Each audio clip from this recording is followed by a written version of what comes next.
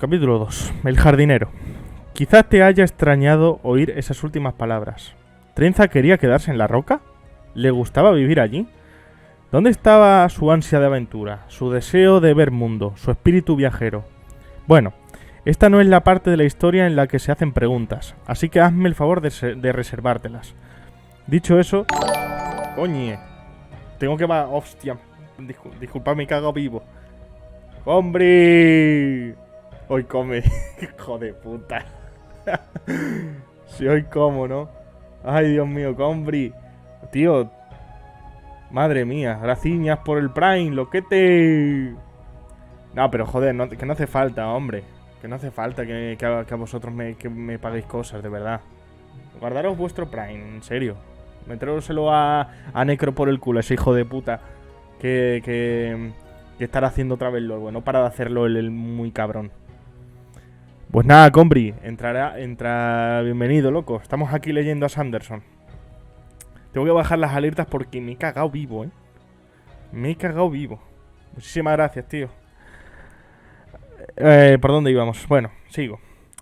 Bueno, esta no es la parte de la historia en la que se hace preguntas, así que hazme el favor de reservártelas. Dicho eso, debería aclarar que este es un relato sobre personas que son tanto lo que parecen como lo que no parecen. Al mismo tiempo, es una historia de contradicciones, o en otras palabras, es una historia sobre seres humanos. En el caso que nos ocupa, Trenza no era la típica heroína, en el sentido de que en realidad era una chica muy típica. De hecho, se consideraba aburrida sin paliativos. Le gustaba tomar la infusión tibia, como a mí.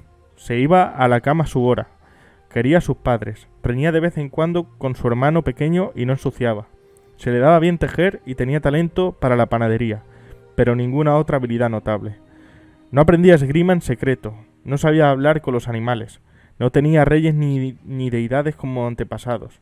Aunque al parecer su bisabuela Glorf una vez había saludado al rey de lejos. Había sido desde lo más alto de la roca mientras él pasaba en barco a millas de distancia. Así que, en opinión de Trenza, no contaba. Resumiendo, Trenza era una adolescente normal. Lo sabía porque las otras chicas estaban siempre hablando de que ellas no eran como las demás. Y al cabo de un tiempo, Trenza dedujo que el grupo de las demás debía de estar compuesto solo por ella. Era evidente que las otras chicas tenían razón, ya que todas sabían cómo ser únicas. Se les daba tan bien, de hecho, que lo hacían juntas. Trenza solía ser más reflexiva que casi todo el mundo, y no le gustaba imponerse pidiendo lo que quería. Se quedaba callada cuando las otras chicas se reían de ella o hacían chistes a su costa. Con lo bien que parecían pasarlo. ¿Para qué? Sería de mala educación estropeárselo y presuntuoso por su parte pedirles que pararan. A veces los jóvenes más bulliciosos hablaban de perseguir aventuras en distantes océanos. A Trenza le daba miedo la idea. ¿Cómo iba a dejar a sus padres y a su hermano? Además, tenía su colección de tazas. Trenza adoraba sus tazas. Tenía finas tazas de porcelana esmaltada, vasos de arcilla con el tacto áspero a los dedos y hasta jarras de madera que parecían desgastadas por el uso. Algunos marineros de los que solían atracar en Punta de Diggen sabían de su afición y, a veces, se llevaban tazas procedentes de las 12 océanos, de tierras lejanas donde se decía que las esporas eran carmesís, azul celeste e incluso doradas. A cambio de los regalos, Trenza llevaba pasteles a los marineros horneados a partir de ingredientes que compraba con la miseria que ganaba limpiando ventanas. Las tazas que le traían estaban a menudo maltrechas y usadas, pero a Trenza le daba igual. Las tazas con muescas o abulladuras tenían su historia. A Trenza le encantaba porque le llevaban el mundo a casa. Siempre que daba un sorbo de una taza imaginaba estar degustando las comidas y las bebidas de tierras lejanas, y que quizás comprendía un poco el pueblo que la había creado. Y cada vez que en Trenza recibía una pieza nueva, se la llevaba a Charlie para enseñársela. Charlie afirmaba ser el jardinero de la mansión del duque, allá en lo alto de la roca, pero Trenza sabía que en realidad era su hijo. Charlie tenía las manos suaves como un niño, sin un solo callo, y comía mejor que nadie en el pueblo. Siempre llevaba el pelo bien cortado y, aunque se quitaba el anillo con el sello cuando le veían acercarse, le quedaba en la piel una marca un poco más clara que delataba que solía llevarlo. y justamente en el dedo que indicaba que alguien era miembro de la nobleza. Además, Trenza no tenía muy claro de qué jardín creía Charlie que debía ocuparse. A fin de cuentas, la mansión estaba en la roca. Antes el terreno tenía un árbol, pero el pobre había optado por la opción más razonable y se había muerto unos años antes. Sí que había unas pocas plantas en macetas, sin embargo, que permitían a Charlie fingir. El viento arremolinó unas motas grises alrededor de los pies de Trenza mientras subía por el camino hacia la mansión. Las esporas grises estaban muertas, porque hasta el aire de la roca era lo bastante salado como para matarlas. Pero aún así, Trenza contuvo el aliento y apretó el paso. Giró a la izquierda en la encrucijada. Por la derecha se iba a las salinas, y subió en zigzag hacia el saliente. Ahí estaba la mansión, achaparrada como una corpulenta rana en su lirio. Trenza no sabía por qué el duque prefería vivir allí arriba. Estaba más cerca de la capa de humo gris, así que tal vez le gustara tener una compañía en su mismo talante. Llegar hasta la cumbre costaba esfuerzo. Pero, teniendo en cuenta cómo le sentaba la ropa a la familia ducal, tal vez había pensado que le vendría bien el ejercicio. Había 5 soldados encargados de vigilar la finca, aunque en ese momento solo estaban de servicio Snagu y Plomo, a quienes se les daba de maravilla su trabajo. Al fin y al cabo, hacía siglos y siglos que no moría nadie de la familia ducal por los numerosos peligros que acosaban a la nobleza en la roca, entre ellos el aburrimiento, las patadas involuntarias que hacen daño en los dedos de los pies y atragantarse devorando la tarta. Trenza había llevado pastelitos a los soldados, por supuesto. Mientras se los comían, se planteó si enseñar a los 2 hombres su copa nueva. Estaba hecha toda de estaño y tenía letras grabadas en un idioma que se escribía de arriba abajo, no de izquierda a derecha, pero mejor no, tampoco quería molestarlos. La dejaron pasar, aunque no era el día que le tocaba limpiar las ventanas de la mansión. Encontró a Charlie en la parte de atrás, entrenando con su espada de prácticas. Cuando el chico vio a Trenza, la dejó en el suelo y se quitó a toda prisa el anillo. ¡Trenza!, exclamó. Pensaba que no ibas a venir hoy. Con sus 17 años recién cumplidos, Charlie era 2 meses mayor que ella. Tenía una gran variedad de sonrisas y Trenza había aprendido a identificarlas todas. Por ejemplo, la dentadura que estaba dedicándole en esos momentos significaba que de verdad se alegraba de tener una excusa para dejar la práctica de esgrima. No le gustaba tanto como su padre opinaba que debería. ¿Esgrima, Charlie?, preguntó. ¿A eso se dedica un jardinero? Charlie recogió el fino florete. ¿Lo dices por esto? ¿Qué va? Es una herramienta de jardinería. Dio un tajo desganado a una planta de las jardineras del patio. La planta aún no estaba muerta del todo, pero la hoja que arrancó Charlie desde luego no iba a mejorar en la perspectiva. Jardinería, dijo Trenza, con espada. Es como lo hacen en la isla real, respondió Charlie. Descargó otro tajo. Allí siempre hay guerra, ¿sabes? Así que, si lo piensas un poco, es normal que los jardineros aprendan a podar a espada. No querrán que los ataquen por sorpresa estando indefensos. Charlie no era muy buen mentiroso, lo cual era una de las cosas que a Trenza le gustaban de él. Charlie era auténtico, hasta cuando mentía, sonaba genuino. Y teniendo en cuenta lo mal que lo hacía, tampoco era que se le pudiera tener en cuenta los embustes. Eran tan ostensibles que valían más que las verdaderas de las verdades de muchos. Ostensibles, ¿qué coño es eso? Dio otro tajo en la dirección aproximada. Recordádmelo, vale, que lo busque luego, ¿vale? Dio otro tajo en la dirección aproximada de la planta y luego miró a Trenza, arqueando una ceja. Ella negó con la cabeza. Así que él le puso su sonrisa de «me has pillado, pero no puedo reconocerlo», y clavó la espada en la tierra de la jardinera antes de dejarse caer contra la valla baja del jardín. No era nada propio del hijo de un duque dejarse caer así. Podría inferirse de ello que Charlie quizás fuese un joven de extraordinarios talentos. Trenza se sentó a su lado, con la cesta en el regazo. «¿Qué me has traído?», preguntó él. Trenza sacó una pequeña empanada de carne. «Es de palomo y zanahoria», dijo, «con salsa de tomillo». «Noble combinación», respondió él. «Creo que el hijo del duque, si estuviera aquí, te lo rebatiría. Al hijo del duque solo le dejan comer platos que tengan algún símbolo extranjero raro encima de las letras», dijo Charlie. «Y tampoco puede dejar de entrenar para comer, así que menos mal que no soy él». Charlie dio un mordisco, Trenza esperó a que se le sonriera, y ahí estaba la sonrisa de deleite. Trenza había estado rumiando un día entero que podría preparar con los ingredientes que había encontrado de oferta en el mercado del puerto, esperando obtener esa sonrisa concreta. ¿Y qué más has traído?, preguntó él. Charlie, el jardinero, dijo ella, acabas de recibir una empanada completamente gratis y aún tienes el morro de suponer que habrá algo más. ¿Suponer? Farfulló Charlie con la boca llena. Dio una palmada a la cesta de Trenza con la mano libre. Sé que hay más. Venga, sácalo. Trenza sonrió. Si estuviera con casi cualquier otra persona, se resistiría a enseñársela por no molestar, pero Charlie era distinto. Sacó la copa de estaño. ¡Ah!, dijo Charlie, y entonces dejó la empanada a un lado y tomó la copa entre las dos manos con gesto reverente. Esto sí que es especial. ¿Sabes alguna cosa sobre esa escritura?, preguntó ella impaciente. Es irialí antiguo, explicó él. Los irialí desaparecieron, ¿sabes? Un pueblo entero. ¡Puf! Un buen día ya no estaban, y su isla se quedó deshabitada. Eso fue hace 300 años. Así que no queda nadie vivo que los conociera en persona, pero dicen que tenía el pelo dorado, como el tuyo, de color de la luz del sol. Mi pelo no tiene el color de la luz del sol, Charlie.